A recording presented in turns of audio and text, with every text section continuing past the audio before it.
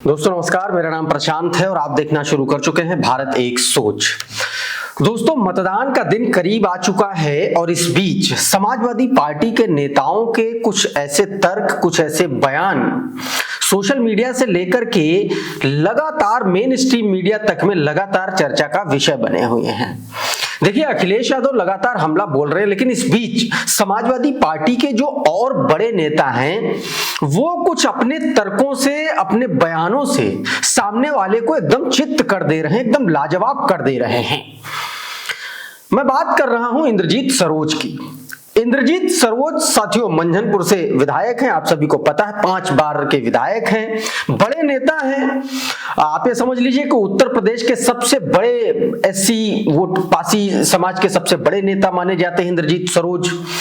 और आप इंद्रजीत सरोज के कद का अंदाजा इस बात से लगाइए कि जब इंद्रजीत सरोज साहब बहन कुमारी मायावती जी की पार्टी से छोड़ करके सपा में आए तो योगी आदित्यनाथ की तरफ से, योगी आदित्यनाथ सरकार की तरफ से उनको खुला ऑफर था कि आइए मंत्री बन जाइए, आपको मंत्री बना देंगे, और उन्होंने मना कर दिया था। आगे मैं बताऊंगा इसकी पूरी कहानी, लेकिन सबसे पहले इंद्रजीत सरोज के वो बयान जरा सुन लेते हैं जिसके जरिए वो लगातार चर्चा का विषय बने हुए हैं।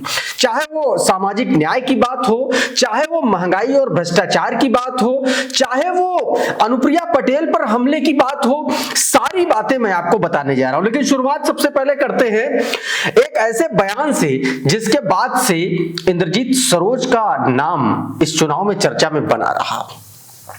इंद्रजीत सरोज का जरा ये बयान आप देखिए जो मैं आपको भी दिखाने जा रहा हूं, जिसमें वो व्यास स्मृति के एक श्लोक को पढ़ रहे हैं और बता रहे हैं कि आखिर शूद्रों को क्यों एकदम सबसे पीछे रखा गया, इसके बारे में वो बता रहे हैं और किस तरीके से कौन कौन से तर्क दे करके वो अपने समाज को जगाने की कोशिश कर रहे हैं। जरा ये बयान सुनिए पहले।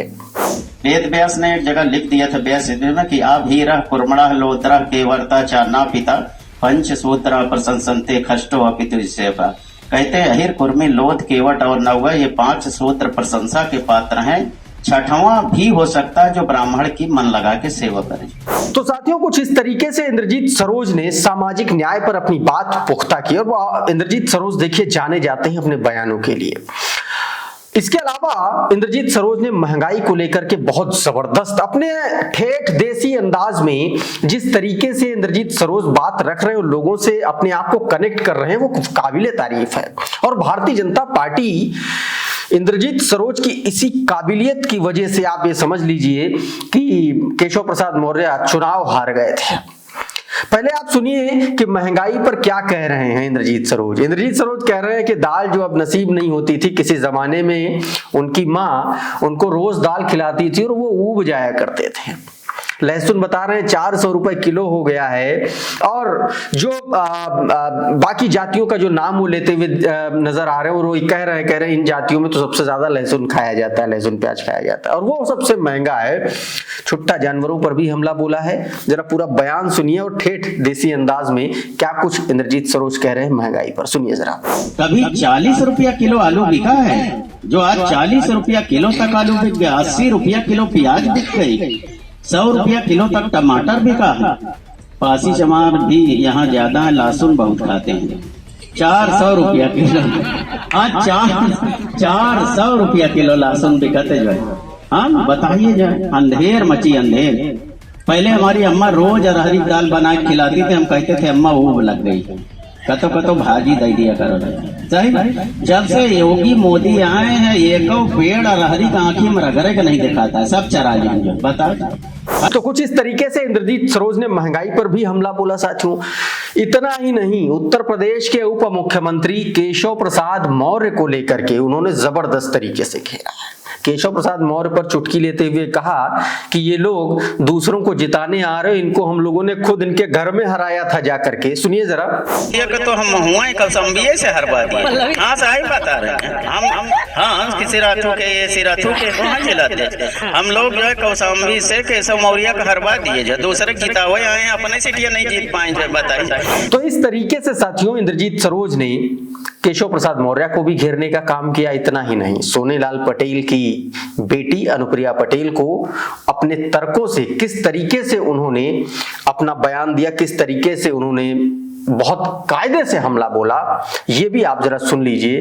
कैसे बता रहे हैं इंद्रजीत सरोज कि जो भारतीय जनता पार्टी की सरकार में, जिस भारतीय जनता पार्टी की सरकार में उनके पिता सोनेलाल पटेल पर लाठियां चलाई पुलिस ने और उन्हीं लाठियों से जिस तरीके से सोनेलाल पटेल की मौत हुई, अब वही अनुप्रिया पटेल भारतीय जनता पार्टी का झोला उठाए घूम रही हैं। सुनिए जरा ये। सोनेलाल पटेल जी को इतनी लाठियां किसने मारा था? लालजी शुक्ला ने मारा था, क्यों संदेह?